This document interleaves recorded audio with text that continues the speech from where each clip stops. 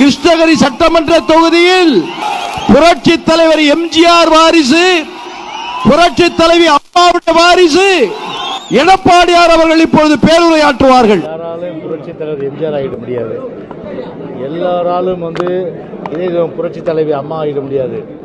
So உலகத்துக்கே ஒரு புரட்சி தலைவர், உலகத்துக்கே ஒரு புரட்சி தலைவி அம்மா. எனவே ஒரு தேர்தல் யுக்தி, அதாவது வாக்குகள் வாங்கினன்றதுக்காக அவங்க யுக்தி, அந்த அடிப்படையில் வாக்குகள் அந்த பெருநன்ற யுக்திக்காக புரட்சி தலைவர் எம்ஜிஆருடைய படத்தை புரட்சி தலைவரை பற்றி நாங்கள் தான் புரட்சி தலைவர் மாதிரி என்று சொல்லுவேன். பட் அதெல்லாம் எப்படி சொன்னாலும் சரி, ஆனால் அது உங்களுக்கு வாக்குகளை வரனா கண்டிப்பாக வாக்குகளாக வராது. யார் புரட்சி தலைவர் படத்தை போட்டாலும் சரி, நாங்கள் தான் புரட்சி தலைவர் மாதிரி இருக்கோம், புரட்சி தலைவர் சொன்னாலும் சரி, மக்கள் ஒருபோது ஏற்றுக்க மாட்டாங்க. அது தேர்தல் யுக்தியாகத்தான் நிச்சயமாக வாக்குகள் பெறுகின்ற ஒரு யுக்தியாகத்தான் நிச்சயமாக கருதுவாங்க. கண்டிப்பாக வாக்குகள் அதனால் பெற முடியாது.